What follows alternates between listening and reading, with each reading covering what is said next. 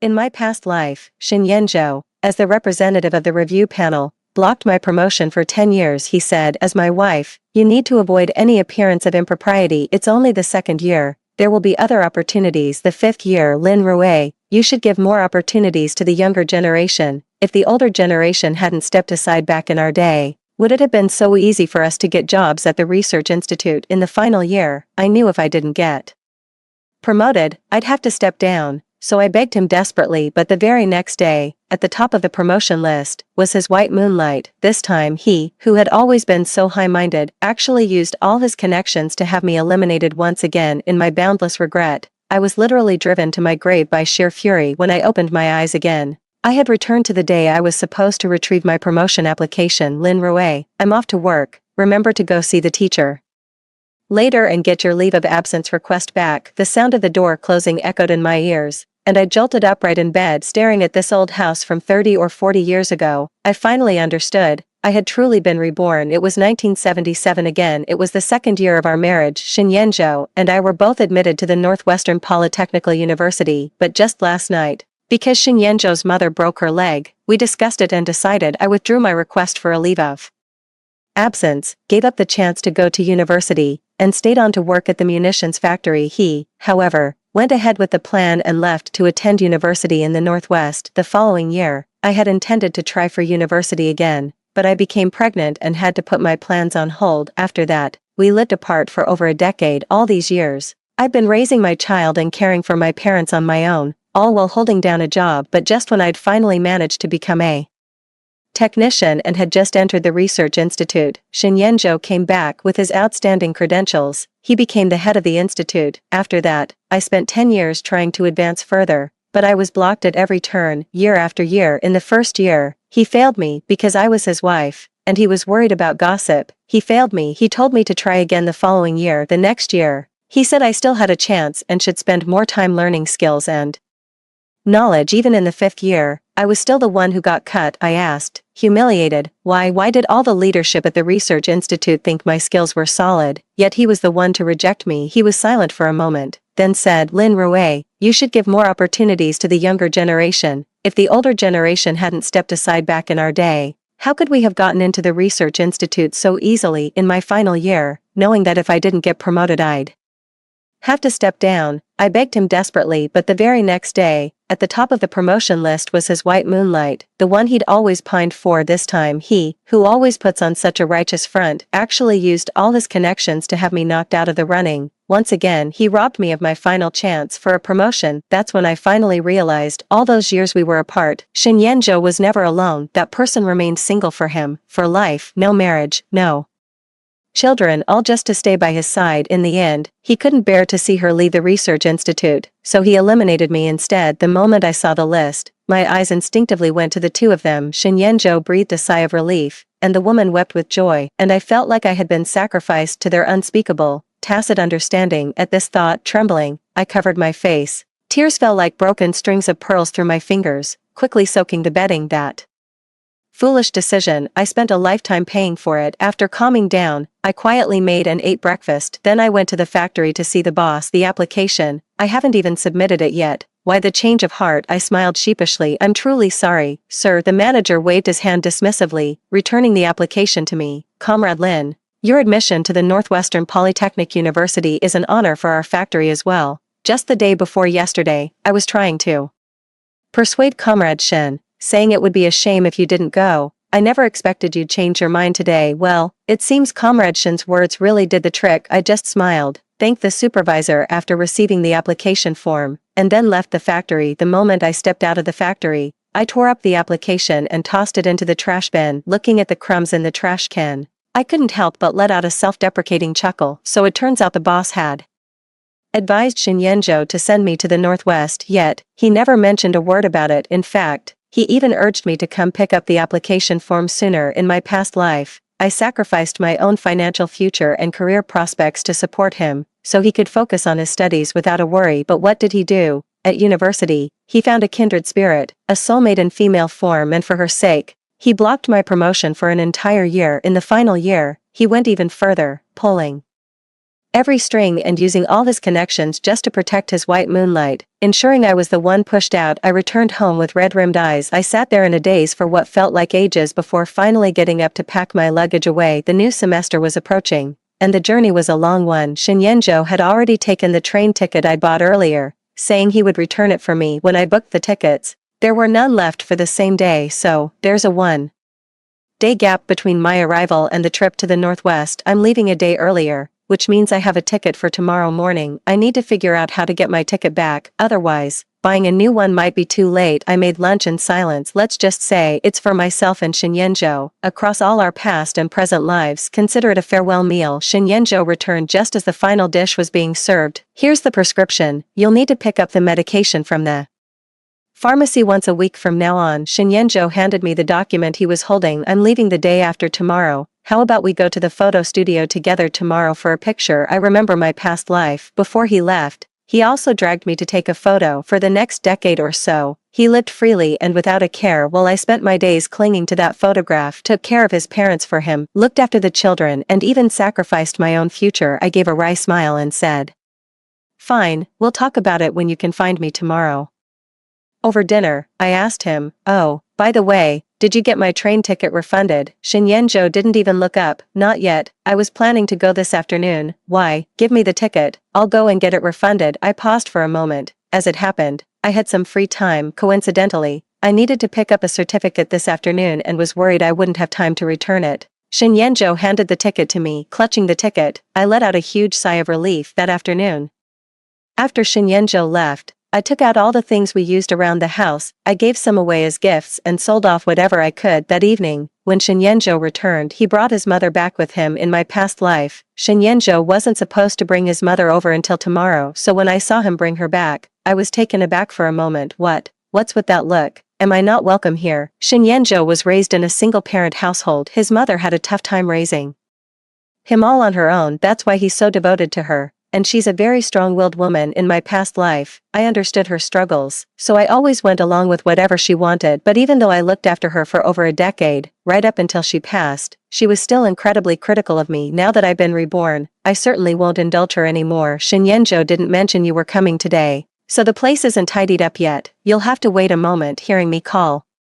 him by his full name, Shinyenjo gave me a surprised look, because I always used to call him Ayen. Thinking I was upset that he had suddenly brought his mother over, he hurriedly explained, "It just so happened that I had to pick up some documents today, and a friend with a car was available, so I took the opportunity to bring my mother over a bit early. Anyway, whether we pick her up today or tomorrow, it makes no real difference." Seeing her son trying so hard to please me, even feeling the need to justify bringing his own mother home, Mrs. Shin's expression darkened. Seeing his mother was upset, Shinyenjo quickly spoke up. "Let's give our room to Mom for now. We can stay in the other one. I don't mind. We're leaving tomorrow anyway, so it doesn't matter where she stays." Mother Shin moved into our room, and only then did her expression soften a little. However, she was far from settled. One moment she'd ask me to bring tea, the next to fetch water, and then even to wash her feet. I busied myself tidying the other room, pretending not to hear. Seeing my stern expression, Shinyenjo went ahead and did everything himself. By the time I finally finished packing the supplies and he collapsed onto the bed, he was complaining about how exhausted he was. "Rue, my mother is quite particular, so you'll need to be extra attentive to her from now on." "Alright, we wouldn't want her to feel less comfortable living here." "Humph," I replied offhandedly. The moment I lay down on the bed, Shinyenjo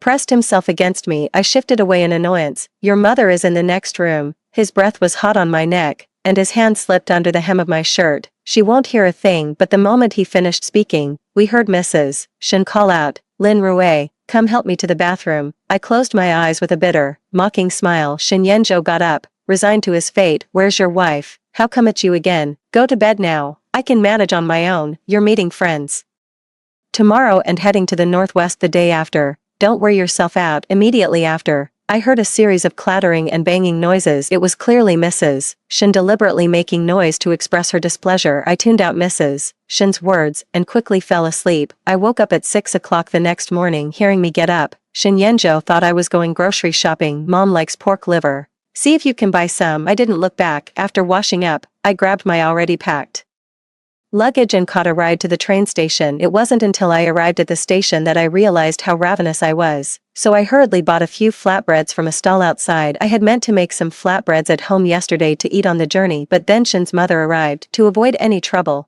I had no choice but to give up. After 4 days of rattling along on the train, I was completely exhausted by the time I reached the school. After getting all the paperwork sorted, I collapsed onto my dorm bed and slept like the dead. My roommates in the dorm woke me up just like me. They had all gathered here from every corner of the country. Once everyone had rested enough, we decided to head to the cafeteria together on the first official day of school. I didn't expect to see Shin Yenjo in class. After all, his mother still needs someone to look after her, but in the blink of an eye, I saw him push the door open and storm towards me. I was dragged roughly by Shin Yenjo out to the playground outside the classroom. Lin Rue, what on earth are you doing? Shin Yenjo looked furious, as if I had committed some unforgivable sin. What on earth are you doing? Didn't we agree that you would give up university and stay home to take care of mom? Why did you come to the Northwest behind my back? Don't you realize my mother is all alone at home with no one to look after her? What is she supposed to do now? Huh. With that, he grabbed me roughly and pulled me forward. Go on, pack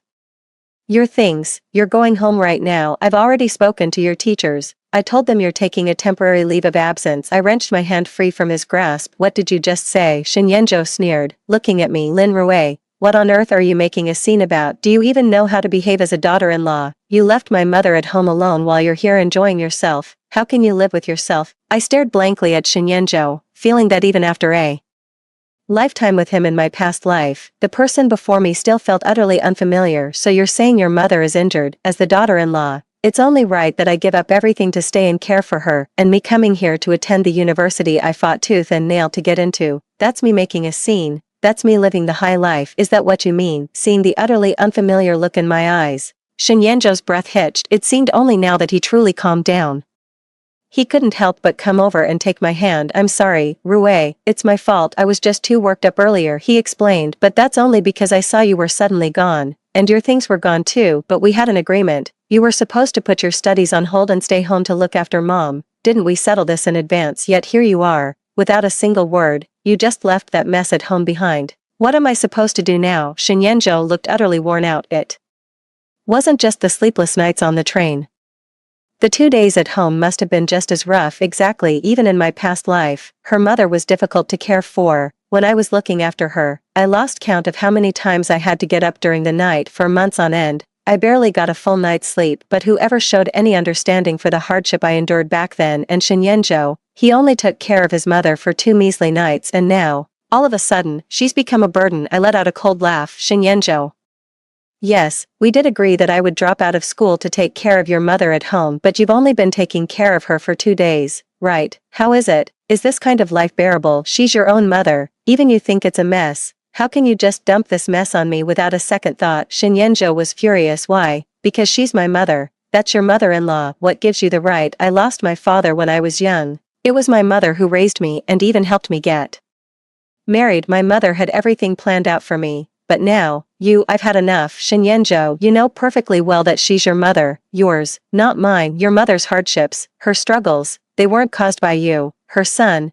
they were caused by your father, weren't they? But what gives you the right to demand that I, your daughter-in-law, pay for it, just because I married you? I'm supposed to give up everything and slave away for your Zhou family. Shin Yenjo, smack. Shin Yenjo, his anger boiling over, slapped me right across the face. My head was jerked to the side from the force. Oh my god, why are they fighting? Oh yeah, what happened? TSK, a grown man resorting to violence. What a disgrace. I pressed my tongue against my numb cheek. It was a long moment before I finally looked up. Shin Yenjo clasped his hands behind his back and said with remorse, Rue, I'm sorry, I didn't mean to. Let's get a divorce. Shin Yenjo, I said calmly. What? Shin Yenjo's face instantly drained of color. I said, let's get a divorce. After finishing my sentence word by word, I turned and walked toward the department head's office. To be honest, the thought of divorce had been with me since the very first day I came back to this life. It's just that, if I had brought it up back then, this trip probably wouldn't have gone so smoothly, so I've been holding it in all this time. But I never expected that Shin Yenjo would heartlessly leave his elderly mother behind and still come to school.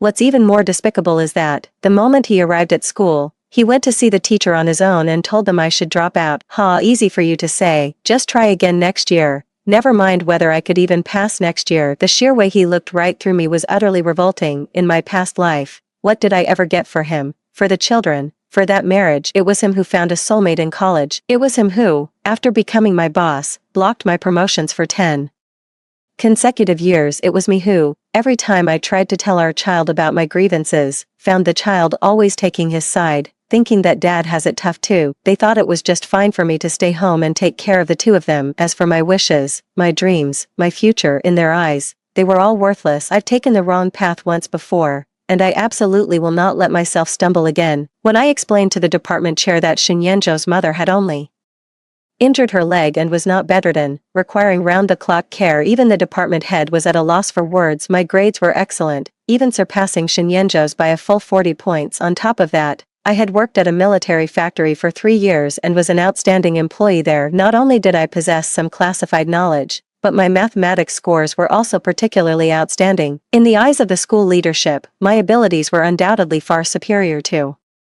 Shinyenjo's, who got into university solely on academic merit. At that time, everyone was saying that women hold up half the sky. A great many scientists and researchers are women. Many women have even devoted nearly their entire lives to the pursuit of scientific research. So, the department head didn't think that just because I'm a woman, I should give up my own future to prop up a man who was already less capable than me. When the department head asked about the slap mark on my face, I naturally held nothing back and told Director Su all about how Shinyenjo had hit me. Comrade Lin, you can stay here with peace of mind and focus on your studies. Our country needs talented people like you. Don't worry about anything else. You can go home with peace of mind. Hearing that from the school teacher finally put my mind at ease, as expected of a top-tier university in the country. The teacher didn't believe Shinyenjo's words or think I should abandon my studies to care for the elderly, simply because of my gender. I thanked the teacher gratefully before finally returning to the classroom. I never found out how the school administration handled the matter afterwards. All I know is,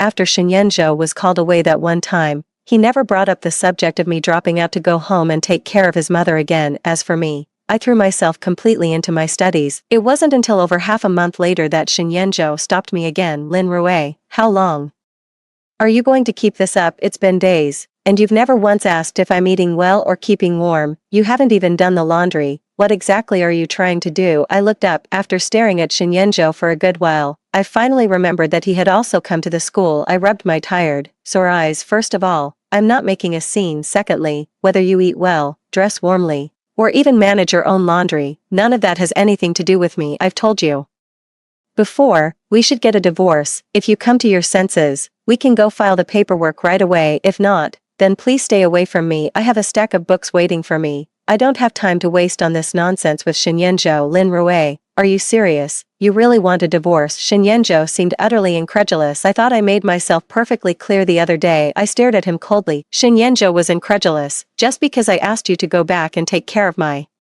mother, you want a divorce, and you've been giving me the cold shoulder for over half a month since the semester started. Is it really that serious? Before I could speak, someone called out from a distance, Shen. I looked up to see a woman in a white dress, her jet black hair cascading softly over her chest. She approached us and stopped beside Shinyenjo. Shen, and this must be your wife. Then she turned to me, her eyes full of placating intent. Ma'am, I heard you insisted on coming here to study, leaving your mother-in-law behind, and you're still upset because Shen tried to reason with you. No offense, but as a daughter-in-law, you really should be filial. Otherwise, even a good man like Shen might grow cold-hearted. Shinyenjo pursed his lips. Lin Rui, was what you just said true? Before I could speak, the woman cut in again, her curious gaze darting between us. What are you two talking about? Her wide, glistening eyes looked at me with curiosity. Sis, what did you say? Why is Brother Shen so angry? Wow, just a moment ago, it was Mr. Shen. Now you're calling him so affectionately. I smirked. Who are you? This is a private conversation between husband and wife. What business is it of yours? You're awfully eager to jump in. Don't tell me you have designs on your dear brother Shen. I let out a contemptuous snort. The woman before me was named Anya. In my past life, she was Shinyenjo's confidant from university, the woman for whom Shinyenjo cast everything aside to have me removed during my final promotion year. Anya, however, what I never expected was this. In this lifetime, Shinyenjo had only been at school for a little over half a month before he got tangled up with Anya again. It seems they really are fated to meet. Anya's initially curious and innocent expression was met with my sharp retort. She was stunned for a moment. Then her eyes quickly welled up with tears. How how could you say that to me? Anya shot me a look of disbelief, then ran off in humiliation. Wiping away her tears, her white dress fluttered in the wind, her slender figure looked as fragile as a piece of jade on the verge of shattering, a sight that tugged at the heartstrings. Lin Rui, how could you say such a thing? Shen Yanzhou watched the woman run off with a pained heart, then turned to hurl vicious words at me. Slap! I swung my hand and slapped him hard. He covered his face, staring at me in disbelief. Lin Rui, have you lost your mind? Smack! I slapped him again with the back of my hand. Lin Rui, Shen Yanzhou was furious and raised his hand. I took a step back. Shen Yanzhou, I'm right here at school, and yet you're fooling around with another woman. Aren't you afraid I'll report you to the teacher? Shen Yanzhou was livid. There's nothing between me and Anya, we're just kindred spirits. I almost gagged when I heard that. I walked past Shen Yanzhou without a word and headed back to the dorm. Since they weren't doing anything too outrageous at the moment, I naturally had nothing to say. Besides, I didn't want to waste any more of my energy on them since Shen Yanzhou doesn't want a divorce right now. We'll just let it drag on. The first semester passed by quickly due to my outstanding academic performance and prior experience working in a military factory. I was assigned a confidential mission just before the first semester break. I was to spend a year at a research institute. No one knew about this, naturally. I never mentioned it to Shen Yanzhou either. A year passed in the blink of an eye. It wasn't until my work at the research institute reached a natural pause that I finally returned to school. Graduation was only 6 months away. I need to come back early to take care of some paperwork. After graduation, I'll be heading straight to the research institute. As soon as I got back, my roommates, whom I hadn't seen in ages, were each utterly surprised and delighted. We made plans to grab a meal at the cafeteria. I just never expected that the moment I walked in, I'd see Shen Yanzhou and Anya sitting together, looking awfully cozy. They were practically leaning into each other, their movements intimate, just like a pair of deeply infatuated lovers. My roommate shot me an awkward glance. Lin Rui, you didn't know,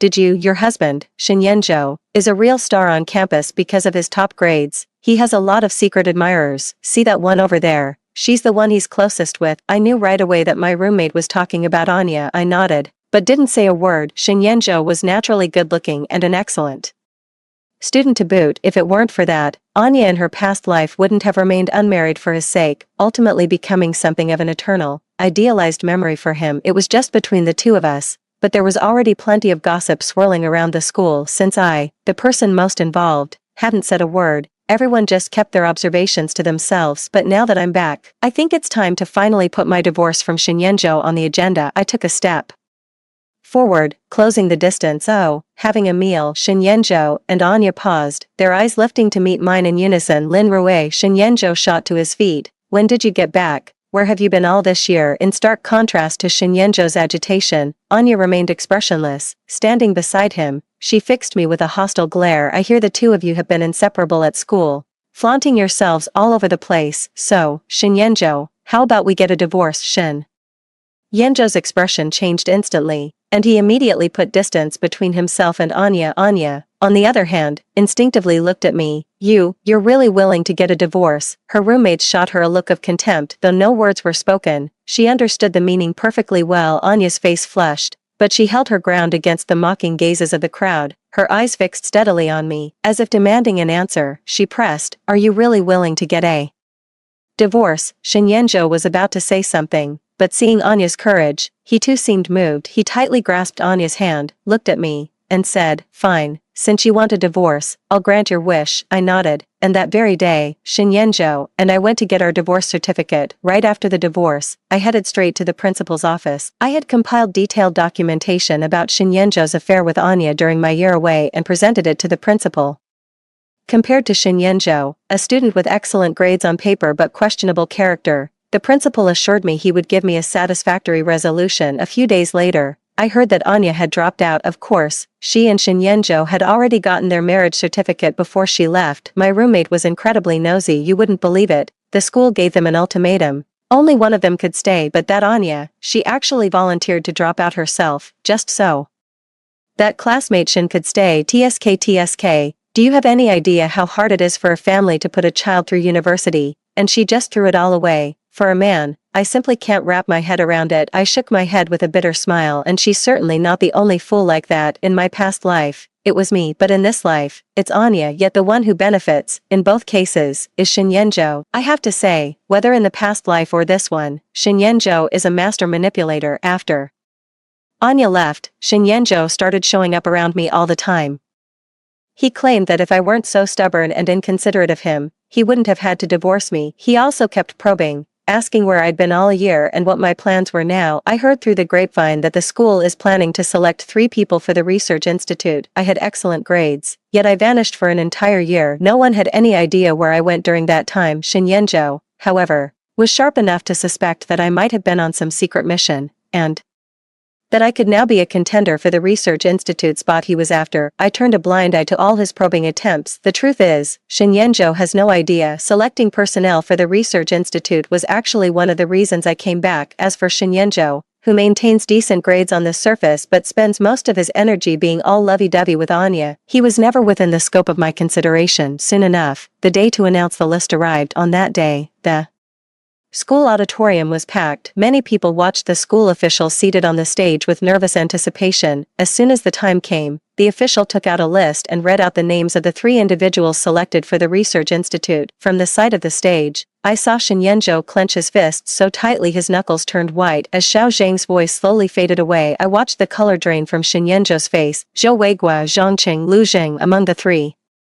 names, none of them is him. I looked at Shin Yenjo's deathly pale face. It was as if I was seeing a past life. Time and again, I stood before Shin Yenjo in his role as a judge, like a sinner facing trial. When everyone else declared me innocent, Shin Yenjo, this man, my own husband, has sentenced me to death time and again in this new life. It turns out I am the one who holds the gavel. Watching Shin Yenjo's dream slip through his fingers brings me such profound satisfaction. Don't you dare accuse me of abusing my power for personal gain. Among the 3 candidates I selected, Zhou Weigua's academic performance is better than Shin Yenjo's. Zhang Cheng's practical skills are superior to Shin Yenjo's. As for Lu Zheng, he is a talent who has returned from abroad, and the core technology he possesses is even more advanced and impressive than my own. Why would I choose Shin Yenjo over someone like this? That would be a dereliction of my duty. Alright, those are the 3 individuals selected to join the research institute this time. Next, let's give a round of applause and welcome Engineer Lin from the research institute, who is here for the selection,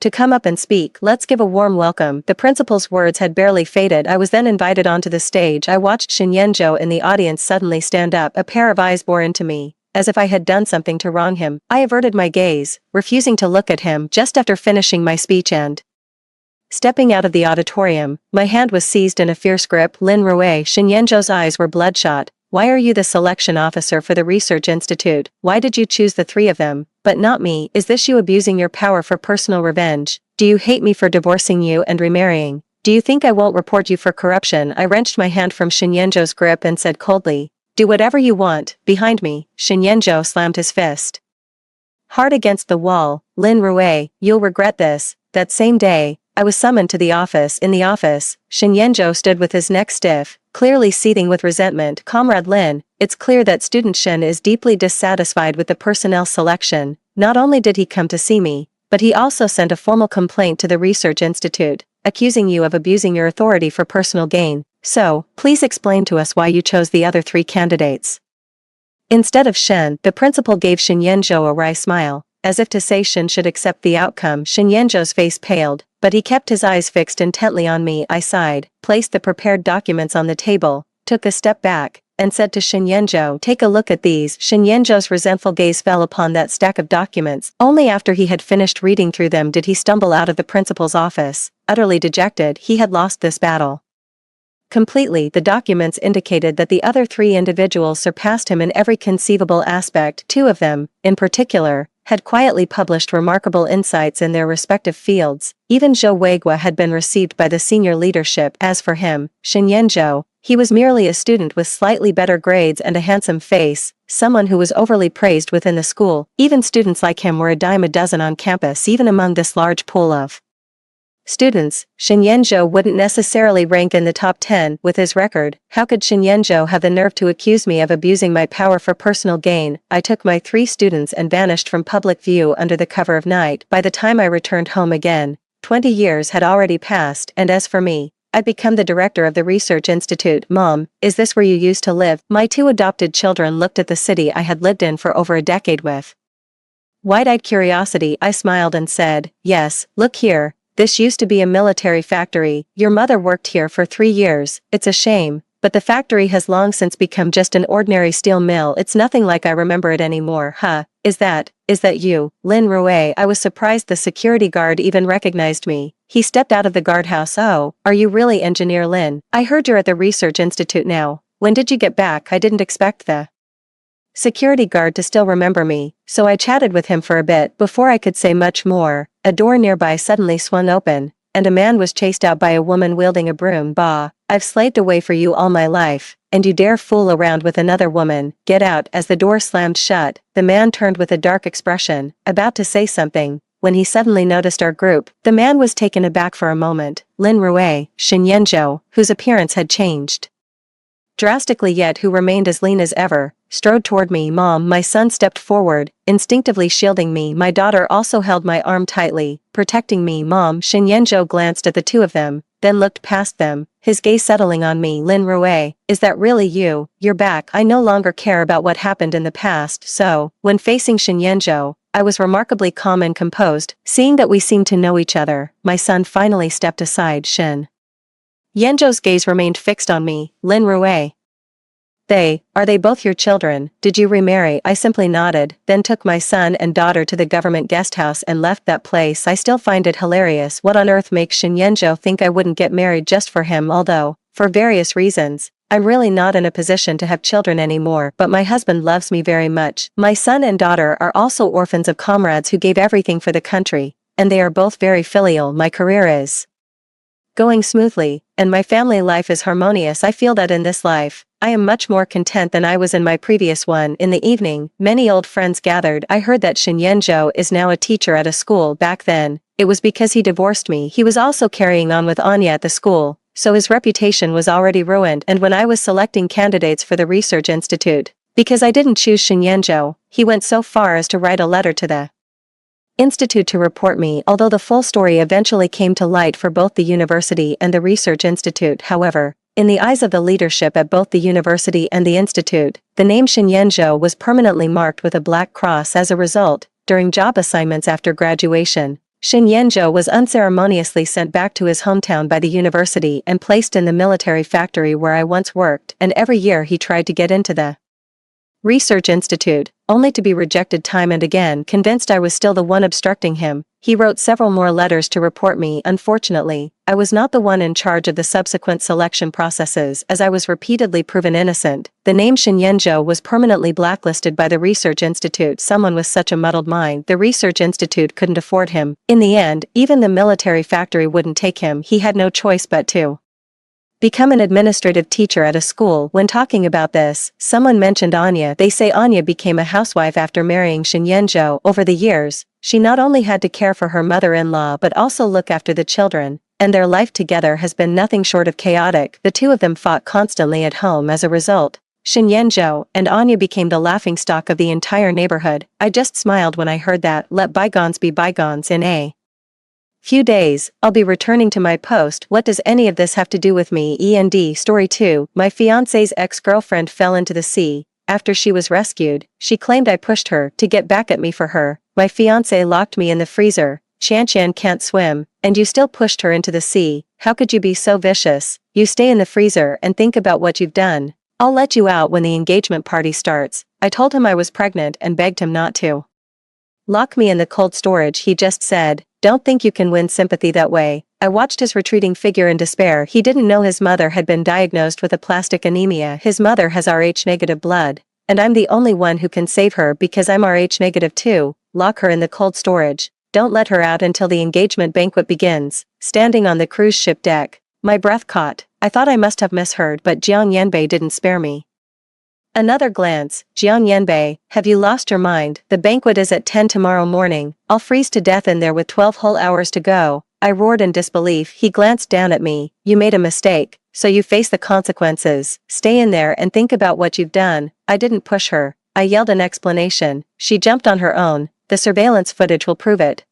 Enough. He cut me off impatiently. I saw her fall right in front of you with my own eyes. If you didn't push her, did she just fall all by herself? Tang Qianqian, wrapped in a towel and wiping away tears, sobbed, I can't swim. Why would I ever joke with my own life like that? Jiang Yanbei glared at me furiously. Did you hear that? Qian can't swim, and you still pushed her into the sea. How could you be so cruel? You can't lock me up. I'm pregnant. I suddenly spoke up. I was going to tell you tomorrow at the engagement party. He paused, a flicker of surprise in his eyes. Really? Tang Qian suddenly spoke up in a small voice. Yurao, are you saying this now so Yanbei will just let the matter slide? I am not. I glared at her. Jiang Yanbei's face darkened. Lin Yuyao, when did you become such a good liar? I'm not lying. I'm telling the truth. Jiang Yanbei refused to believe her. Shut up. I don't want to hear it. Someone, take her to the cold storage. 2 bodyguards arrived and seized me. I struggled. Jiang Yanbei, I'm really pregnant. You can't lock me up. Take her away. Seeing not a flicker of hesitation in him, I shouted, your mother has been diagnosed with aplastic anemia. The doctor said there's no matching bone marrow available for now, and only my regular blood transfusions can save her. At that moment, Zhang's mother walked over and slapped me across the face. What kind of awful thing is that to say? Are you trying to curse me to an early grave? Jiang Yanbei sneered. My mother is perfectly healthy. She doesn't need your kind of venomous woman putting on a false show of kindness. You insisted on laying hands on Qian. You don't even know you're wrong, and you're full of lies. You deserve to be locked in the cold storage to think about what you've done, Mrs. Jiang snorted coldly. You've completely ruined what should have been a perfect engagement party, and using pregnancy as an excuse. I wonder what the Lin family taught you. Tears streamed down my cheeks as my entire body trembled. Take her away, Jiang Yanbei said impatiently, waving a dismissive hand. Let her out tomorrow morning at 10, when the banquet begins. Tang Qian gave a light cough, a smile playing on her lips, but her eyes were brimming with smug satisfaction. Yurao, I'm sorry, I really didn't think you'd be so petty, still not trusting me and Yanbei after all these years. We're really just friends now, nothing more. I was dragged away. Sobbing, they shoved me into the freezer at the back of the kitchen. The door slammed shut with a clang, followed by the sound of a lock turning. A blast of frigid air hit me. Instantly, my hands and feet went numb, and my breathing grew ragged. I leaned against the wall and slid down, pulling my knees tightly to my chest. Before long, a sharp, stabbing pain shot through my abdomen too. Instinctively, my hand flew to the spot, right where my baby was. The baby is only just over a month along. It's very easy to miscarry. I braced myself against the wall to stand up, staggered to the door, and started pounding on it while shouting into the intercom mounted on the wall. Is anyone there? Let me out. I'm pregnant. I'll lose the baby. Please, open the door. The intercom crackled twice. Someone was outside. Who's there? Open the door. Quick. My stomach. It hurts so bad. The person outside was one of the younger kitchen staff. A voice came through the intercom. Mr. Zhang's orders. We can't open it. I'm his fiancé. I'm really pregnant. This could get someone killed. He hesitated, but didn't dare touch the door. Go get your head chef. Let him talk to me. I'm begging you. A moment later, the head chef arrived. I begged him through tears. Please, let me out. My stomach hurts so much. I'm scared I'm having a miscarriage. Miss Lin, I'm sorry, Mr. Jiang said everything you're saying is a lie, and we can't believe a word of it. I pounded on the door. I'm begging you. Just let a doctor see me. That's all I ask. I'm not lying. My stomach really, really hurts. He replied coldly. We can't open the door. If you're really fine and we open it, Mr. Jiang will fire us. We don't dare then. The intercom fell silent. My heart sank completely. I slid down against the door and sat back on the floor, my legs too stiff to move. The pain in my abdomen grew more and more frequent, a sharp, twisting sensation gritting my teeth. I reached into my pocket and pulled out the ring. This was the engagement ring Jiang Yanbei gave me. The design we had agreed to create together from the very beginning on my own. I had added an inscription, planning to surprise him by telling him it was for the three of us. Looking back now, it's all so ridiculous. I watched the ring on my fingertip and slowly let go. The ring fell to the floor with a clear, sharp sound, and then lay there, perfectly still. The cold seeped into me, and my body temperature kept dropping. I don't know how much time had passed when a sudden, sharp pain tore through my abdomen. I curled into a ball, feeling a warm flow slowly seeping from between my legs. It was blood. Panic set in. I struggled to my feet and began pounding on the door. Let me out. I'm bleeding. Open the door. There was no response. I didn't give up. I kept pounding on the door until I could no longer lift my hand or utter a word. Finally, I collapsed onto the floor, my cheek pressed against the cold tiles, my entire body going numb. Just as my consciousness was about to slip away, the walkie-talkie crackled to life. Who's in there? Summoning the last of my strength almost instantly, I cried out, help me, sister. Yurao, that was Nzishin's voice. Nzishin is an orphan I sponsor. I can't believe he's on this cruise ship too. 3. I forced out a desperate cry. Open the door, please, help me. I heard his frantic reply, hold on, I'm coming. A few seconds later, the freezer door was pushed open from the outside. A rush of warm air flooded in, my vision blurred and darkened, and I nearly blacked out. Sister Yurao, what happened to you? Nzishin rushed in and went pale at the sight of me covered in blood. He took off his jacket, wrapped it around me, crouched down, and hoisted me onto his back. Hang in there, the kitchen's empty, everyone's asleep, I'm taking you to a doctor right now. I leaned against his back, my lips trembling and turning purple. Help me, the baby, save the baby. He ran outside, shouting at the top of his lungs, is anyone there? A doctor, we need a doctor. I closed my eyes, finally unable to hold on any longer. It was late at night on the ship, and most of the service staff had gone down to rest. He slipped into the staff corridor and found a steward who was still cleaning. Quick, take us to the infirmary, she's bleeding. The steward took one look at me, covered in blood, and recoiled in fright. The doctor isn't here. What do you mean, isn't here? Nzishin shouted anxiously. All the doctors have gone to cabin 1, Mr. Jiang said. Miss Tang caught a chill from falling in the water and needs priority care. He's pulled all medical staff over there. She just has a cold, Nzishin said through nearly gritted teeth. Yes, it seems like he's running a fever. General Manager Jiang said there can't be any mistakes. I listened to them talking, my mind a complete mess, my ears ringing. The child, we can't wait any longer. I tried to speak, but as soon as I opened my mouth, only the metallic taste of blood rose in my throat. She needs emergency treatment to stop the bleeding. Now, get a doctor. Nzishin growled, get someone back here, now, just one person is enough. I'm not authorized to decide, Director Jiang said, get out of my way. Without another moment's hesitation, Nzishin sprinted straight for the stern of the deck, where the lifeboats were stored. He lifted me into the boat, settled me into a seat, and pulled the emergency release. The craft slid slowly into the sea. Hang in there, Sister Yurao, I'll get you back to shore right away. Nzishin took off his hoodie and wrapped it around me, then covered my abdomen with a survival blanket.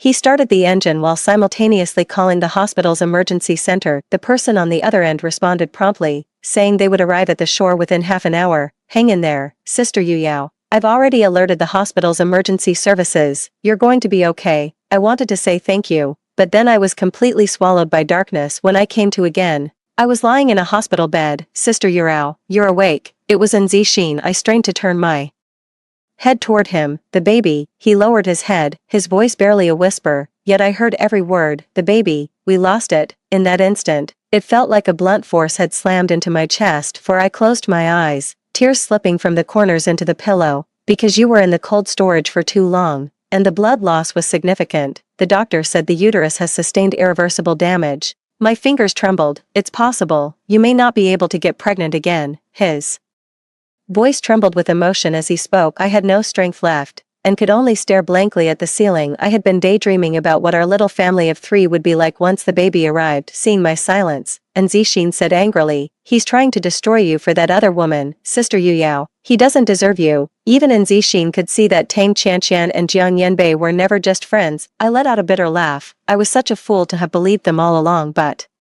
now, with the child gone, my heart has completely died. I lowered my gaze. He truly isn't worthy. Nzishin stood up. Sister Yuyao, don't go with him. I clenched the blanket and said calmly, let me borrow your phone. He handed me his phone immediately. I dialed out, pressing a familiar string of numbers. A cold, detached voice came through. Hello, who is this? Hearing his familiar voice, I couldn't hold back my tears. It's me, Yurao. His tone turned urgent. What's wrong? I want to go home. There was a pause on the other end of the line. Where are you? Binhai Hospital, East District Branch. Wait for me. I'm coming to get you. His tone was ice cold. On the cruise ship, the engagement party was about to begin. Jiang Yanbei and Tang Chanqian had just emerged from cabin 1. Tang Chanqian held his arm, her makeup flawless and her complexion glowing. Jiang Yanbei turned and gave instructions to his assistant waiting by the door. Go release Lin Yuyao. Tell her to hurry up and get changed so we don't miss the engagement ceremony.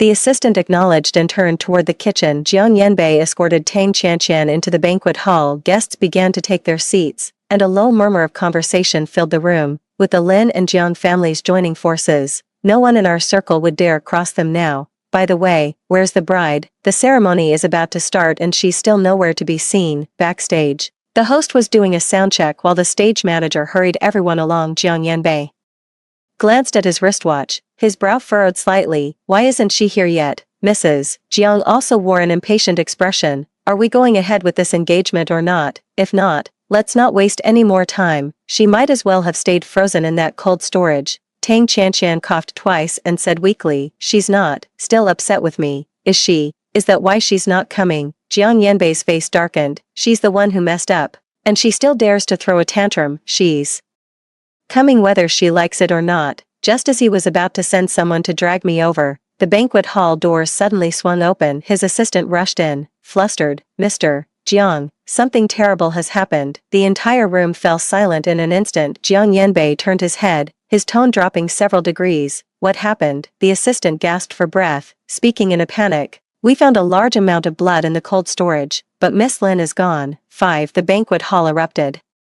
In an uproar, guests rose to their feet, murmuring amongst themselves, what, blood, someone's missing. Are you talking about Lin Yuyao? Jiang Yanbei's brow furrowed tightly, his face darkening. Don't talk nonsense. What could possibly happen to her? The assistant wiped sweat from his brow. Mr. Jiang, it's true, the door to the freezer behind the kitchen is open. There's blood all over the floor, but she's gone. Mother Jiang snapped. What nonsense are you talking? If you don't believe me, go and see for yourself. Jiang Yanbei snorted coldly, pushed through the crowd, and strode quickly toward the rear cabin. Mother Jiang's expression also changed, and she followed. Tang Qianqian followed behind, her expression a complex mix of emotions, walking with a soft, persistent cough. The freezer door stood wide open, a torrent of frigid air still pouring out. On the floor, a shocking amount of blood formed a vivid crimson trail stretching from a corner to the doorway. On the ground lay a ring, starkly conspicuous in a pool of blood. Jiang Yanbei picked up the ring, and his face instantly changed. This is our engagement ring. He also noticed the 3 letters I had specially engraved on the inside of the ring. Bandian Wai Bei, Yen, Yao. Yen was a name they had chosen for their future child during a heartfelt conversation about their dreams, a name that would work beautifully for either a boy or a girl. The moment Jiang Yanbei saw the letter, he knew a dull ache gripped his chest.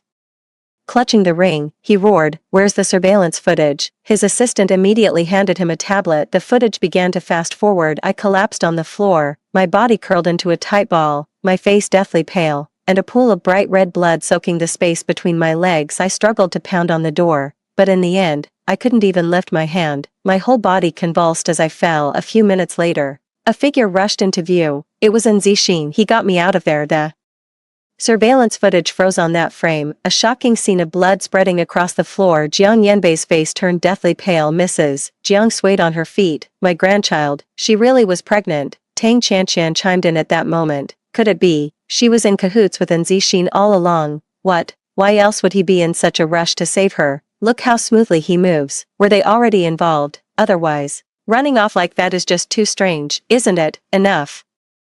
Jiang Yanbei let out a furious roar, his gaze turning icy cold. Lin Yuyao would never cheat. She wouldn't gamble with her own life or the child she's carrying. Tang Qianqian's face paled, her voice softening. I was just worried you were being deceived. He would never lie to me. Jiang Yanbei suddenly realized what he had just said. Everything I said yesterday was true. Panic set in. Quick, check all the surveillance on the cruise ship. Find out where they are. Yes. Soon after, he learned that I had been taken away by Zixin in a lifeboat. He immediately ordered, turn back now. Contact the hospital. Find out where Lin Yuyao is. Now. Mother Jiang also said, ask the hospital if the baby is safe and how she's doing. Tang Qianqian panicked a little, grabbing Jiang Yanbei's arm. It's the engagement party today. Is it really okay to turn back like this? She's not even here. What's the point of an engagement? Jiang Yanbei roared. Tang Qianqian suggested.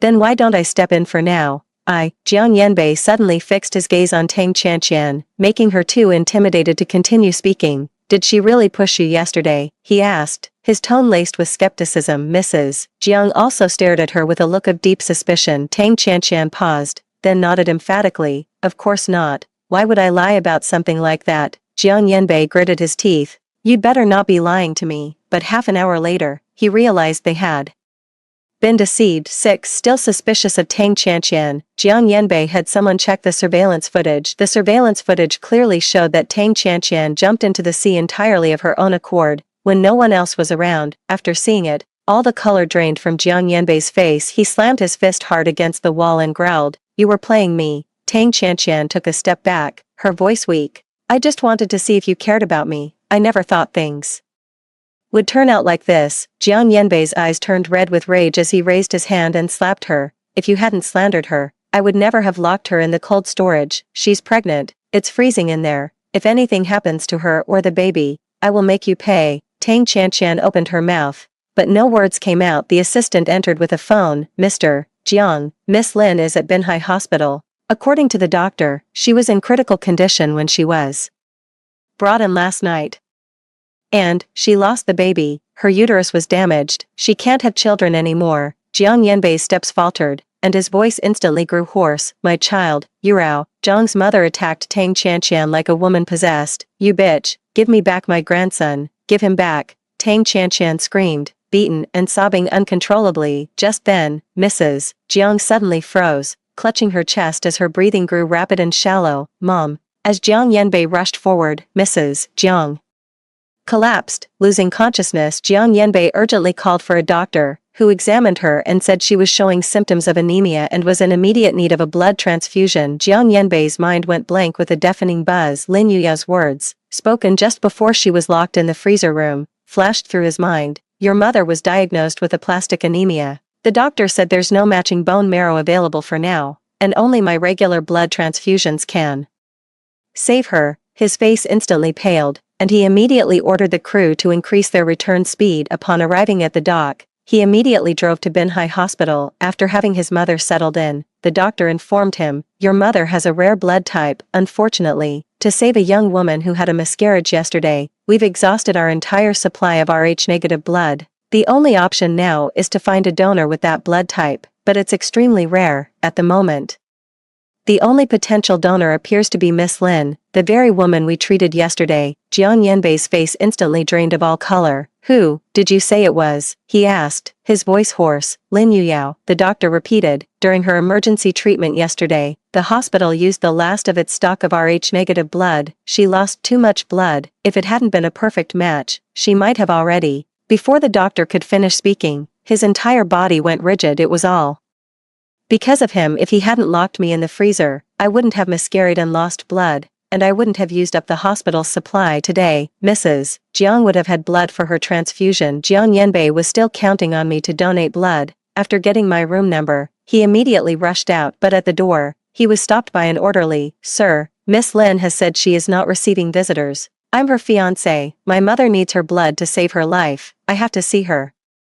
The orderly was taken aback for a moment, then regained her composure. "Miss Lin has given strict instructions. She will not see anyone who comes asking for her blood. She also made it clear she will not be a donor." 7. Jiang Yanbei stood frozen in place. "No treatment," she said. "No treatment for Mrs. Jiang, and no visitors either." The caregiver repeated. Jiang Yanbei's expression darkened by degrees. "I just need to see her once, to say a few words, just a few words. A life is at stake. I'm sorry." She was very clear. "She refuses to meet." Jiang Yanbei clenched his jaw. In the end, he said nothing and turned to leave. Back in the hospital room, Zhang's mother remained unconscious in bed. The doctor sighed repeatedly. "If we can't find a matching blood type soon, we'll have to rely on high-pressure medication to sustain her. It's uncertain how long she can hold on." Jiang Yanbei leaned against the wall outside the ward, silent. A nurse came out and said Zhang's mother had woken up. He walked in. "Mrs. Jiang looked at him, her voice weak. "Did you find the blood?" Jiang Yanbei hesitated for a moment and shook his head, still trying to get in touch. "Isn't Yuyao Rh-negative?" she asked. His voice was low and heavy. "She refused." "Why won't she save me? I'm her future mother-in-law. How can she be so heartless?" Jiang Yanbei's eyes reddened. "Mom, if we hadn't doubted her, if we hadn't caused her miscarriage and nearly let her freeze to death, she wouldn't be refusing us today." Mother Zhang's face froze, and she fell silent. Meanwhile, in the East Wing ward of Binhai Hospital, I was leaning against the hospital bed, my face pale but my gaze steady. My own brother, Lin Sheng, sat nearby, still clutching the medical report. "Has Jiang Yanbei been here?" he asked. I said flatly, "Yes, but I didn't see him." My brother looked at me, his expression softening. "That was the right call. Someone like him doesn't deserve to see you again." I nodded. "My child is gone, and I can't have another." I stared out the window. My brother comforted me. "You still have me. I'll find the best doctors for you." "Brother, I couldn't hold back my tears. I don't want to stay in this city anymore. I'll take care of it, my brother said. When do you want to leave? Tonight. All right. My brother stood up. He looked at me and said, he hurt you so badly. I won't let him get away with it. You, do whatever you want, brother. I don't care anymore, I said. My brother nodded. I understand. Jiang Yanbei mobilized almost all of his resources. He contacted blood banks, private reserves, even overseas sources, all to no avail. Rh-negative blood was scarce, and blood compatible with Mrs. Zhang's was even rarer. He made dozens of calls himself and stayed up all night. Through my brother's maneuvering, Tang Qianqian's self-produced video was posted online. It included her framing me and my being locked in the freezer, though my face was blurred out. The short, few-minute-long video shot to the top of the trending charts in under an hour. A single stone can stir up 1,000 ripples. Netizens flocked to the comments section. Damn, what a drama. Faking a suicide attempt to frame someone else. That's cold. Locking his pregnant fiancée in a freezer. Is Jiang Yanbei even human? It sends chills down my spine. Locking a newly pregnant woman in a freezer for that long is nothing short of murder. 8. Meanwhile, the news about my near-fatal miscarriage and my refusal to save Zhang's mother also went viral, but netizens are all on my side. After what they did to Lin Yuyao, they still expect her to save the Jiang family. Do they think human lives are that cheap? Jiang Yanbei deserves this. Serves him right. Even though I can't see or find any information about you, beautiful lady, please, whatever you do, don't forgive him. Affected by the public outcry, the Jiang family stocks plummeted. Jiang Yanbei was summoned to an emergency board meeting where all the directors demanded an explanation. In the end, Jiang Yanbei left with only these words, I'll handle it. Tang Qianqian was also thoroughly exposed. Netizens dug up old rumors about her cozying up to a professor while studying abroad, and further revealed her frequent appearances at dinners within multiple wealthy social circles. Photos, itineraries, and screenshots of conversations leaked out one after another. She's a certified White Lotus. She's been a manipulative green tea girl from the start. I feel so bad for the beautiful sister.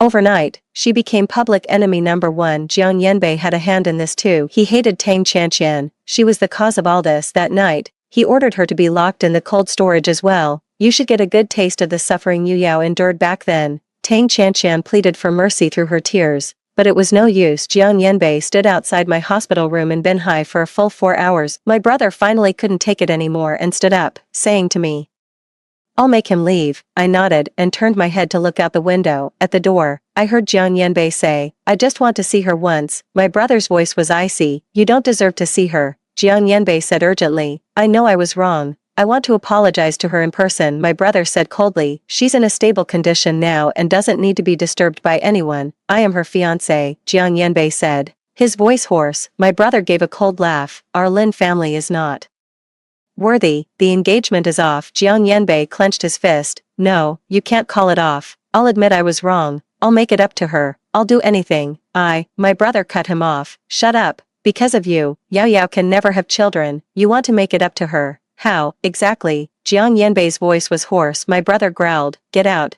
Jiang Yanbei lowered his head, then suddenly looked up and shouted toward the hospital room. Yurao, I was wrong. Please, let me see you.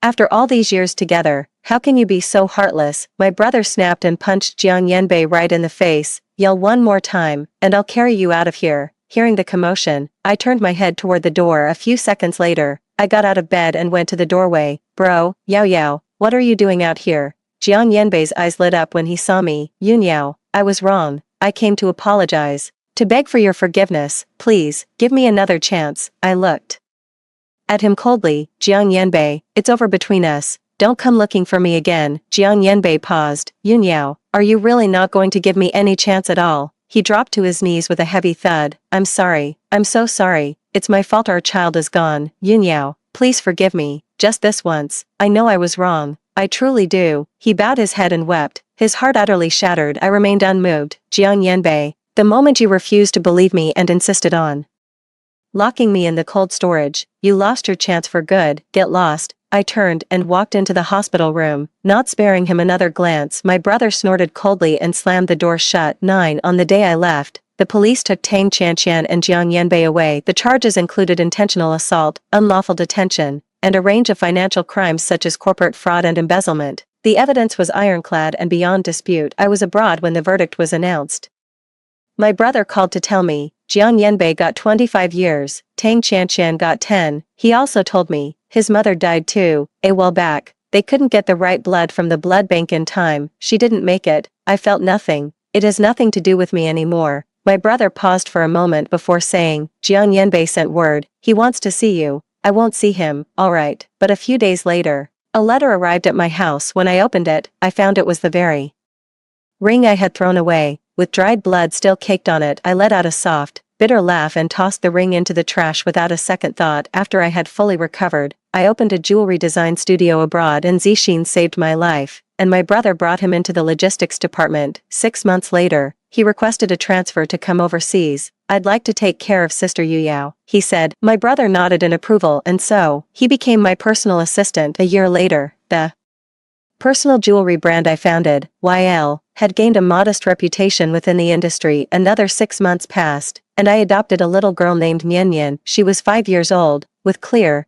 innocent eyes that reminded me so much of my younger self when we first met. When she first arrived, she timidly asked me, Auntie, will you ever send me away? I held her close and said, never, from now on. We are family, we'll always be together. She smiled, like the sunshine in spring. We lived together, watering the plants in the morning, and painting or reading stories together in the evening. Nian calls me mom, and calls Zixin uncle, and life gradually settled into a steady rhythm. That evening, I took Nian for a walk by the sea. Hand in hand, we strolled along the beach. She carried a little bucket, picking up seashells and turning back to smile at me. Mommy, this one is so cute, then let's take it home to dry. The setting sun bathed the entire sea in a golden red glow. A breeze blew in, neither too cold nor too hot, just perfect. I turned my head and saw Zixin standing not far away, holding a camera. He raised his hand to take a photo of us, capturing the scene. Holding Nian's hand, we walked slowly forward, our footprints sinking unevenly into the damp sand, walking toward our hopeful future. The end. That's all for the first story. Don't go away, the next one is even more exciting. My wedding date with Shenzian has been postponed for the third time, all because of Li Weiwei. Again over the phone, Shenzian's voice held a note of impatient reassurance. Su, Weiwei, she's not doing well again, the doctor says she can't handle any stress, let's put the wedding on hold a little longer. Alright, I listened quietly, meticulously ironing the shirt he would wear tomorrow. I made some soup, I said, take it to the hospital for her later, she's frail and needs the nourishment. He seemed to relax, his tone lightening. You're always so thoughtful. After hanging up, I neatly folded the freshly ironed shirt and placed it in the wardrobe. Then, I pulled the suitcase out from under the bed, its surface coated in a fine layer of dust. I didn't go to the hospital, I went to the airport. My phone kept buzzing. At first, it was Shenzian on WeChat, asking where I was. I didn't reply. Half an hour later, his call came through, his tone already edged with irritation. Lin Su, what's your problem now? Li Weiwei is still waiting for her soup, can you stop being so difficult? I watched the clouds drift past the window and calmly powered off my phone. Peace and quiet at last. The plane touched down in a small southern town, the air thick with the damp, warm scent of vegetation. I found a guest house by the sea to stay in and got myself a new SIM card. I tossed the old SIM card into a trash bin at the pier, and with a gust of sea breeze, it vanished from my world for good. I sent a text to the realtor, authorizing him to sell my apartment in the capital. It was the only tangible memory my parents left me. That included everything inside it connected to Shenzian. From now on, consider Lin Su from the capital dead and gone. I rented an old house with a courtyard in a small town, close to the sea. Opening the window, I could smell the briny air. My landlady was a kind old woman. Seeing that I was just a young girl living alone, she would often bring me fruits and vegetables from her own garden. I began learning how to tend to the plants in the yard, how to go to the morning market with her, and how to take walks on the beach at dusk. The days passed slowly, like a cat napping in the courtyard. Occasionally, I would connect my spare phone to the Wi-Fi to catch up on the news. In the finance section, news about the Shin Group always stands out. Shenzian, as the heir, was in high spirits and full of ambition. I just wonder what his expression will be when he realizes I'm not just throwing a tantrum, but that I've truly left him for good. Roughly a month later, I received a call from an unknown number. It was Shenzian's mother. Her voice was as haughty and condescending as ever, laced with a tone of patronizing charity. Lin Su, enough of this little game, come back. Zian has a very important banquet next month, and you need to accompany him. She seemed utterly convinced I was just playing hard to get, waiting for the Shen family to give me a way back in. I gave a light laugh, my voice soft. Mrs. Shen, I believe you have the wrong number. I hung up and blocked her before she could even respond. I heard the Shin family's dinner party was a complete disaster, without me spending weeks smoothing over relationships, confirming the schedule, and preparing gifts. Shin Zian managed to offend several key partners at the event, and Li Weiwei, that delicate, perpetually frail beauty who needs round-the-clock care, was there in her haute couture gown, clinging to Shin Zian's arm, only to misname a crucial guest at the pivotal moment. It was an awkward situation. I read all of this in the gossip news, sipping my homemade plum wine while scrolling through these updates. I found it more entertaining than a storybook. Another month passed before Shin Zian finally tracked me down, or perhaps, he found my new number the moment the call connected. There was a long silence on the other end. Finally, he spoke, his voice gravelly and strained. Lin Su, where are you? I didn't answer. Come back, Su, he pleaded, his voice almost a whisper. Let's have our wedding, I'll listen to you. From now on, I promise, please, Shin Zian. I cut him off. Do you know what I hate the most? What I hate most are people who break their promises. You postponed our wedding date 3 times. The first time, Li Weiwei slit her wrists. The second time, Li Weiwei fainted. The third time, Li Weiwei's condition took a turn for the worse again. I waited for you for 7 years, from the age of 20 to 27. I gave you the best years of a girl's life. I stood by you as you rose from the overlooked second son of the Shin family to the position you hold today. I managed your connections for you, shielded you at social events by drinking on your behalf, and took care of your demanding mother. I even gave up the chance to study abroad, all for you. I thought you could see everything I sacrificed, but I was wrong. In your world, even the slightest stir from Li Weiwei matters more than all my efforts combined. Shin Zian, I'm exhausted. I don't want to wait any longer. From the other end of the line came the sound of his stifled, agonized breathing. No, Asu, it's not what you think, he pleaded urgently. My feelings for Weiwei are purely brotherly. She's not well. I can't just abandon her.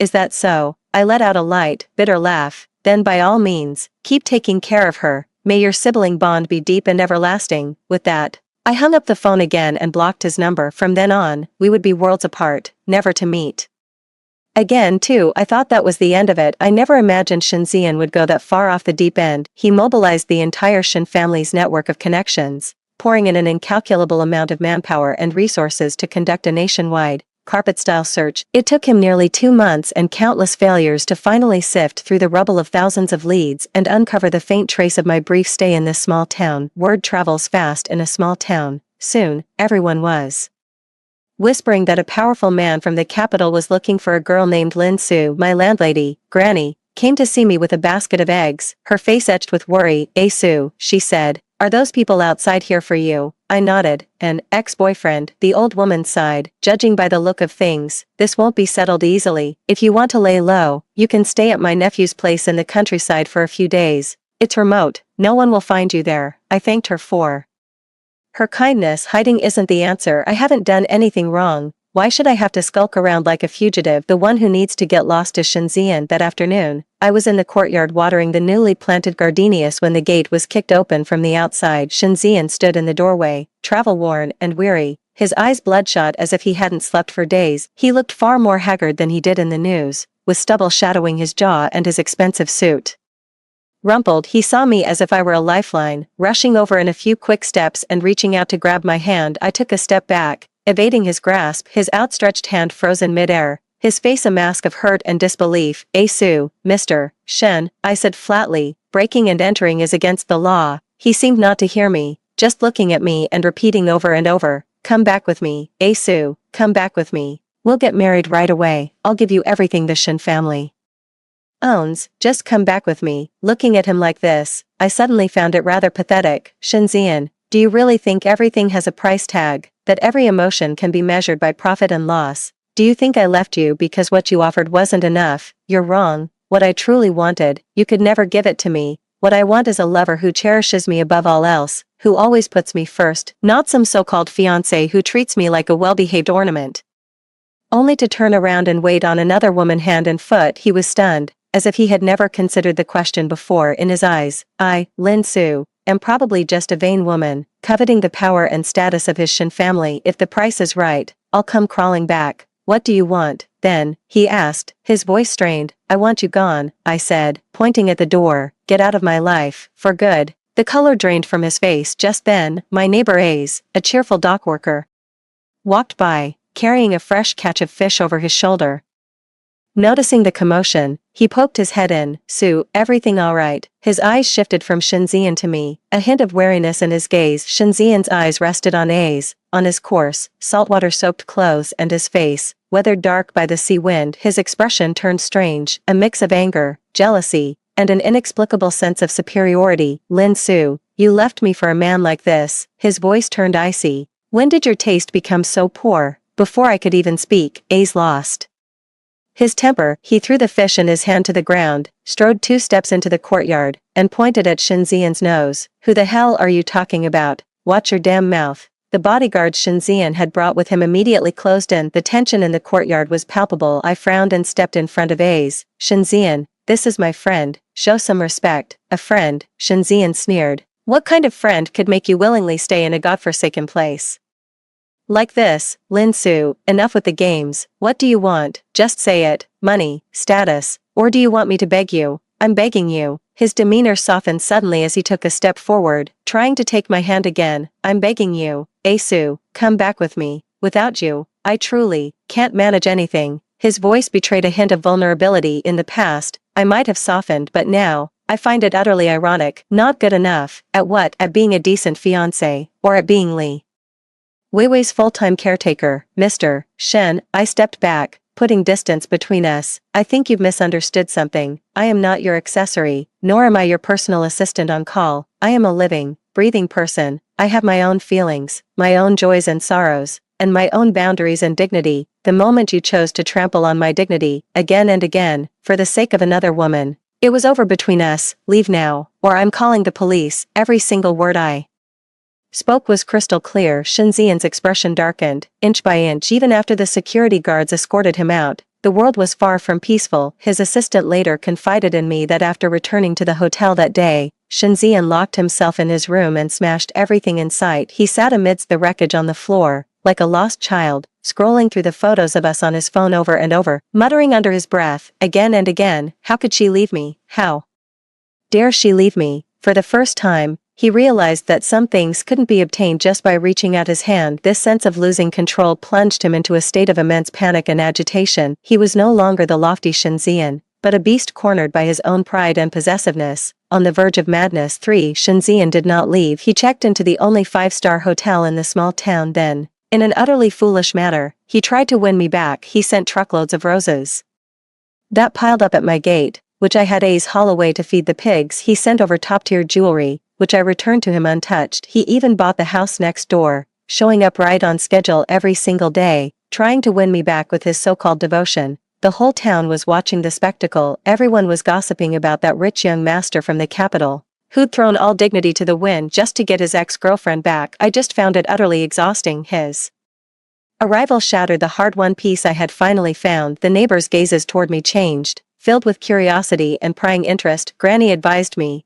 Sue, that young man seems genuinely remorseful. Perhaps, you could give him another chance." I shook my head. Some mistakes can't be erased with a simple "I'm sorry." Some wounds, once inflicted, leave a scar for life. Shinzian's relentless pestering finally pushed me past my breaking point. That day, he was waiting at my door again, holding a box of pastries from my favorite old-time bakery. "Sue, try this. I had it specially flown in from the capital." I looked at him and spoke coldly. "Shinzian, do you have nothing better to do?" He was taken aback. "Is the Shin Group about to go under? Or perhaps your precious Miss Lee's condition has deteriorated to the point where she no longer requires your round-the-clock care?" My words cut like a knife, draining the color from his face. "Sue, please don't be like this." "Like what?" I retorted. "I'm just stating a fact. Aren't you always busy, young Master Shen? Busy with work, busy taking care of your dear Weiwei? What brings you all the way out to this backwater to pay me court?" His mouth opened, but no complete sentence came out. "Is it because your life has started to fall apart?" I said it for him. The dinner was a disaster, the deal fell through, and several key projects have ground to a halt. You realized that without me, your free all-purpose assistant, you can't manage anything properly. That's why you thought of me again, isn't it? Shinzian, you don't love me, you're just used to me being good to you. The only person you've ever truly loved is yourself." He flinched, as if I'd struck a nerve, and turned his face away in a flustered manner. "That's not true. I love you, ASU. I've always loved you. His voice was faint, lacking conviction. Oh, really? I laughed. Well, you certainly have a unique way of showing it. You love me, so you left me all alone at the airport to go take care of a sickly Weiwei. You love me, so you stood me up the day before our engagement because of a single phone call from Li Weiwei. You love me, so while I was hospitalized with a bleeding ulcer from drinking on your behalf, you were at Li Weiwei's bedside, peeling an apple for her. With every word I spoke, the color drained further from his face. By the end, he was deathly pale, his lips trembling. He thought I was in the dark about all this. He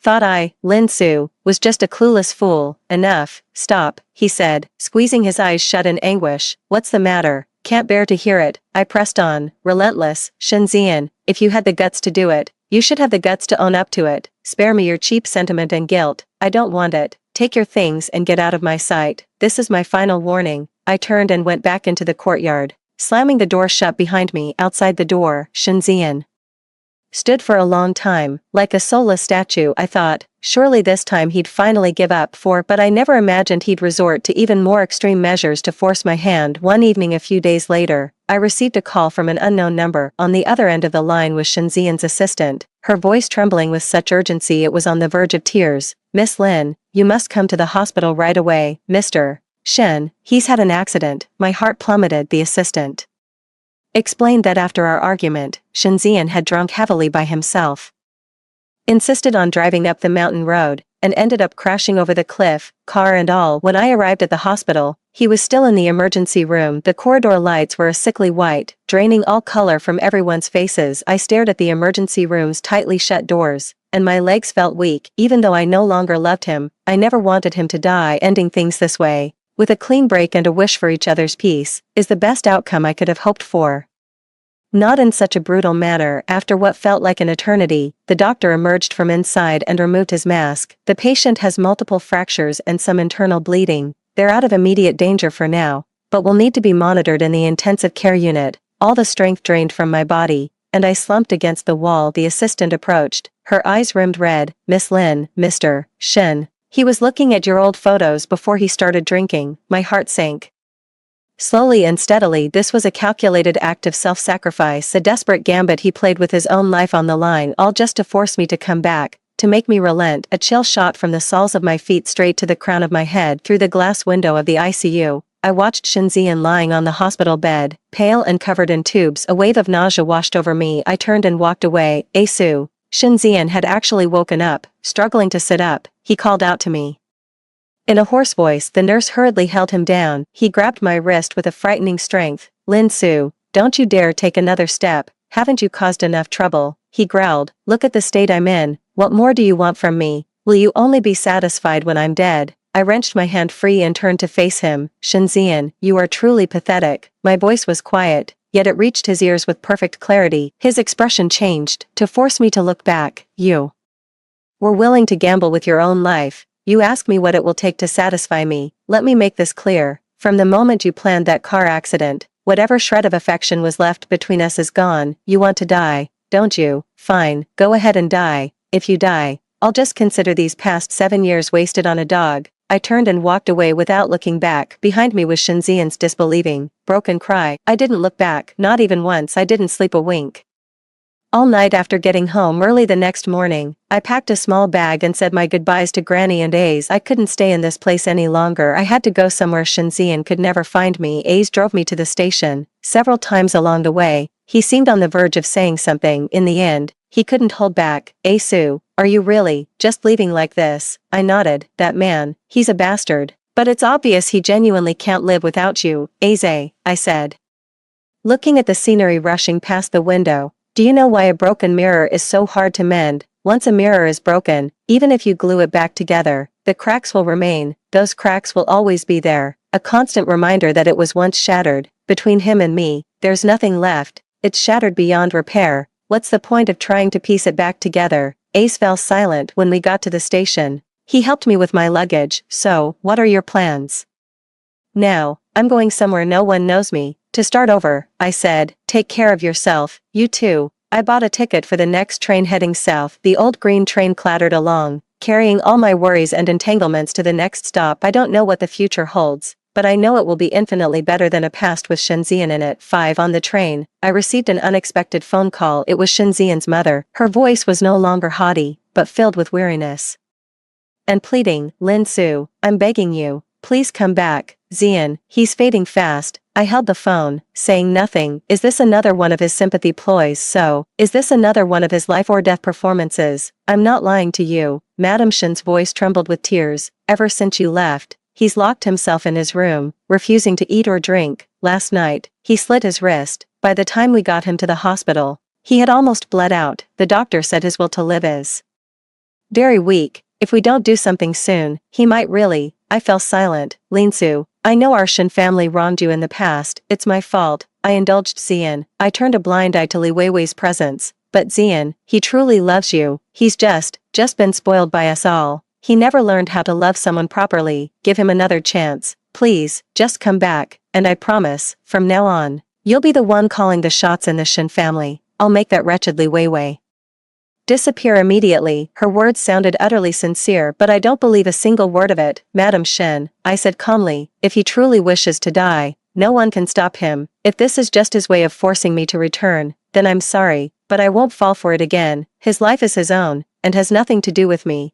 And stop using Li Weiwei as an excuse. You two are a perfect match. She's willing to hit, and you're willing to take it. You were both enjoying yourselves, but now that there's trouble, you're pinning all the blame on an outsider. You Shen family members really are as selfish as ever. With that, I hung up the phone. Outside the car window stretched vast fields of farmland, lush and vibrant, teeming with life. My new life should be just like this. The train reached its final stop, a small town I had never heard of. This place was more remote and tranquil than the coastal town I had lived in before. With the little money I had left, I rented a small courtyard. Then I went and found a job. I worked as a shop assistant in a bookstore in town. Life was simple and poor, yet it brought me peace of mind. I thought I was finally free of the nightmare that was Shenzian, but I was being naive. Half a month later, while I was organizing the bookshelf, the nursing home called. It was about my grandmother. Her voice sounded cheerful, even robust. Ah Su, how have you been lately? My heart sank. Grandma, how did you? Oh my, guess who came to see me? It's Xiao Shen. Zian, this child is so thoughtful. He said I wasn't living well here and insisted on bringing me to the capital. This place is wonderful now. There are dedicated doctors and nurses, and they take me out to get some sun every day. Su, Grandma knows you're busy with work, but Xiao Shen has been so good to us. You can't keep avoiding him forever. When you have time, come back for a visit, won't you? Grandma misses you. I held the phone, my hands and feet turning to ice. Shenzian, you're something else, you know that. I had no choice. I bought a plane ticket back to the capital. On the plane, I stared at the clouds outside the window, my heart a desolate void. I thought I had escaped, but in truth, I was always in his cage. Upon returning to the capital, I was greeted by Shenzian's assistant. He took me directly to the Shen family's ancestral home. Shenzian was waiting for me, seated on the living room sofa. He had lost a lot of weight, his face was pale, and thick bandages were still wrapped around his wrist. Seeing me, he stood up, a sickly, triumphant smile spreading across his face. Asu, you're back. I looked at him and asked, enunciating every word, where is my grandmother? She's doing well, he said. I placed her in the best sanatorium in the capital, with a top-tier medical team providing round-the-clock care. It's a world of difference compared to that wretched place she was in before. Shenzian, what exactly do you want? What do I want? He stepped closer, reaching out to touch my face. I want you to stay by my side, and never leave me. His touch was gentle, yet it felt like being licked by a viper's tongue, sending a shiver down my spine. Do you really think that forcing me back like this will make me love you the same way I used to? It doesn't matter. He laughed, a hint of madness in his laughter. It's fine if you don't love me. As long as you're here by my side, that's enough. Lin Su, I tried. I can't let you go. I can't survive a single day without you, so, even if I have to use chains, I will keep you by my side. I looked at him and suddenly felt that the person before me was terrifyingly unfamiliar. He was no longer the Shenzian I had known for 7 years. He was a madman, a paranoid, deranged, and ruthless madman, and I am the prey he has set his sights on. There is no escape. 6. I was placed under house arrest at the Shen residence. Shenzian confiscated all my communication devices and installed surveillance cameras in the corners of my room. He assigned 2 bodyguards, not to stand guard outside my door, but to follow me everywhere. If I went to the living room, they would stand at the living room entrance. I went to the garden, and they were standing under the veranda. Even when I bathed, a maid would stand guard outside the bathroom door. under the pretext of preventing accidents. He imposed a strict daily schedule on me, dictating when to eat, read, and sleep. As if managing a prisoner. This is not a home, it is a gilded cage. Mrs. Shin came to see me once. She took my hand, her face full of remorse. Sue, it's my fault, Zian. He only did such a foolish thing because he loves you too much. Please don't blame him. She also complained that Zian wouldn't listen to anyone now. Just the other day, Li Weiwei tried to talk some sense into him, and he ended up grabbing her by the throat, warning her that if it weren't for her, I wouldn't have left. I looked at her and could only find it laughable. Too much love. Is this what the Shen family calls love? Locking someone up like a canary in a cage, clipping their wings so they can't go anywhere. It's utterly disgusting. I ignored her. From that day on, I never spoke another word to anyone from the Shin family. I was like a puppet, completely at their mercy. Eat, sleep, zone out. But I never gave up. I traced the rotation angle of the surveillance camera with my peripheral vision, calculating its blind spots. I deliberately knocked over a water glass, and while the maid was in a fluster, I quietly slipped a metal fork left on the tray into a crevice of the mattress. Shinzian comes to see me every day. He tells me about work, about the weather, about what new clothes he's bought for me. I just listened quietly, offering no response. He began to grow irritable. He would throw things and lash out at the servants. Once, he even grabbed my chin, forcing me to look at him. Lin Su, say something to me. Just say something. His eyes were bloodshot, like a beast provoked. I looked at him, my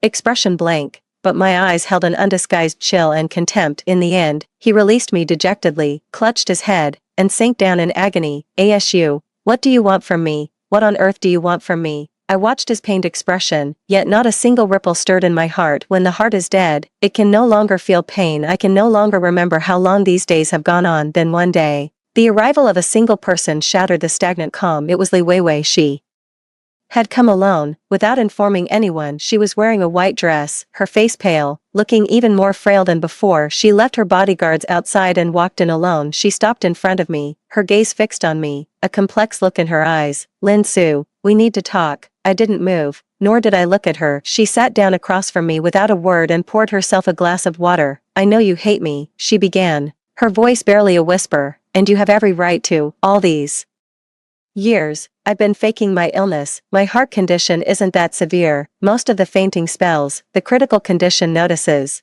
they were fabricated. I was just too scared. I was afraid you'd take Zian away from me. I've liked him since we were kids. I always thought we'd end up together when we grew up. But then, you came along. You're better than me, more capable than me, and Aunt Shin likes you more. I watched as Zian's attention slowly shifted from me to you. I panicked, so I resorted to this clumsy, desperate way to keep him by my side. I thought that if I stayed sick, he would keep pitying me and stay with me forever. I succeeded, didn't I? She said with a self-mocking laugh. I successfully drove a wedge between you, and made him choose me over you, again and again. But I never imagined you would leave. You left so cleanly, so decisively. After you left, Brother Zian went mad. As she said this, a barely perceptible twist appeared at the corner of her mouth, seeming like both satisfaction and fear. He became a different person, obsessive, volatile, even self-destructive. He threw me out of the Shin family. He said if it weren't for me, you never would have left him. He blamed me for everything. Why? She whispered, her voice thick with hatred.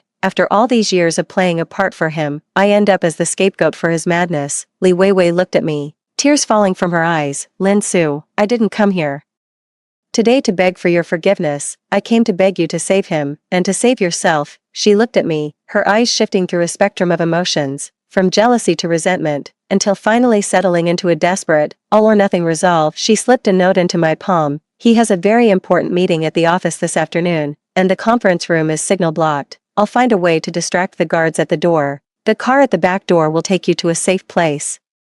Go, Lin Su, go as far away as you can.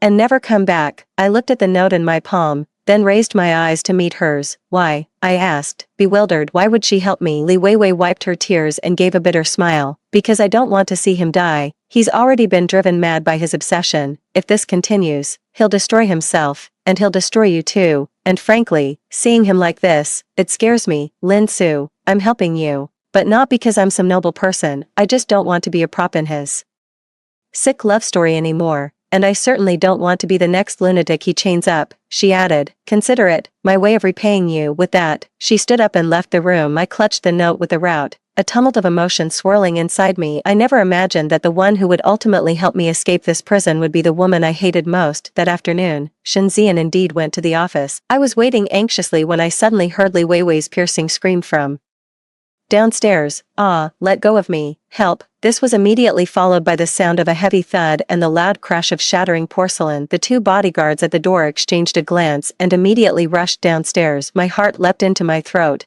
I knew my chance had come. Following the route on the note, I hugged the wall and ran towards the back door. Just as I rounded the corner of the garden, a patrolling bodyguard came walking straight towards me. Terrified, I shrank behind a thicket of rose bushes. Holding my breath, the bodyguard's footsteps drew closer, and my palms were slick with cold sweat. Just then, a piercing fire alarm suddenly blared from the direction of the main building. The bodyguard cursed and immediately turned to run toward the main building. I breathed a sigh of relief. Knowing this was Li Weiwei's backup plan, I didn't dare waste a moment and sprinted straight to the back door. A black sedan was already waiting there. I pulled open the car door and got in. The driver started the car without a word. The car pulled out of the Shen family estate and merged into the traffic. Watching the scenery fly past the window, I felt a sense of unreality. I was free. I am truly, finally free. 7. The car dropped me off at a remote, desolate pier. The driver handed me a ferry ticket and an envelope. "Miss Lee said you should go somewhere no one knows you and start over. Inside the envelope is some money she prepared for you, along with a new identity card." I took the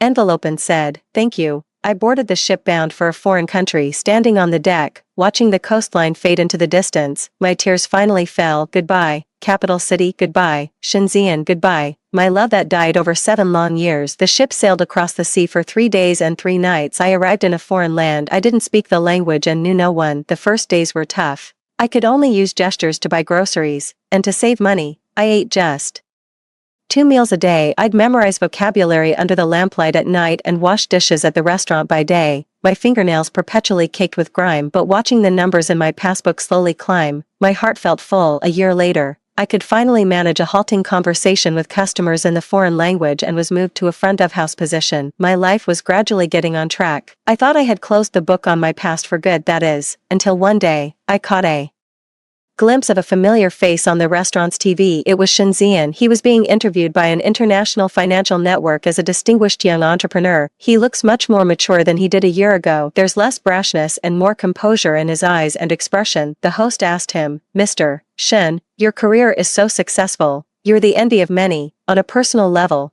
is there any unfulfilled wish you still have?" He fell silent for a long time. Then, he turned to the camera and began to speak. Slowly, his voice traveled across the airwaves, reaching every corner of the world. It also came through, crystal clear, into my own ears. He said, "I want to find my love, to tell her I'm sorry." My hand trembled, and the chopsticks from my plate clattered to the floor. The proprietress came over and asked with concern, "Ah, Sue, what's wrong? Are you feeling unwell?" I shook my head and forced a smile. "It's nothing. I'm just a little tired." That night, I couldn't sleep.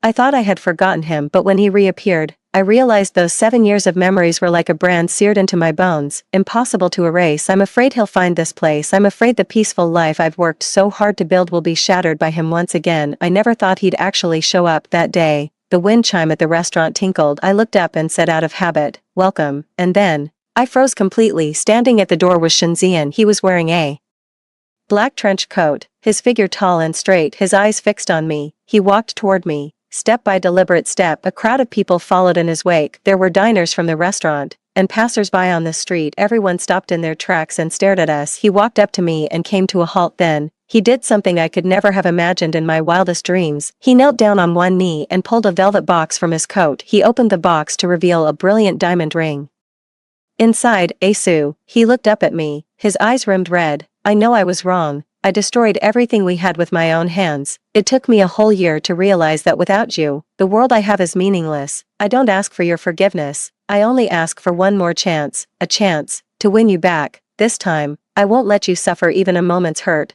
I'll lay the very best the world has to offer at your feet. Asu. Will you marry me?" A collective gasp and murmur of surprise rippled through the crowd. All eyes were on me, waiting for my answer. I looked at Shenzian kneeling before me. This man who was once so aloof and imperious, he is proposing to me now. in the most abject posture. His eyes were rimmed with red, yet within them lurked a stubborn, unyielding determination. Any other woman would likely be utterly moved, but I only find it absurd. I laughed. I took off my apron and threw it on the table. Then, looking straight at him, I enunciated each word with perfect clarity. Shinzian, listen carefully. I won't marry you. I didn't want to before, I don't want to now, and I never, ever will. If you want to pursue me, that's your business, but whether or not I accept it is mine. Now, please, get the hell out of my world. With that, I turned my back on him without another glance and walked into the kitchen, shutting out all the noise behind me. I went to the sink, turned on the tap, and washed my hands over and over. Shinzian, you will never understand. What I've always wanted was never the cage you built with money and guilt.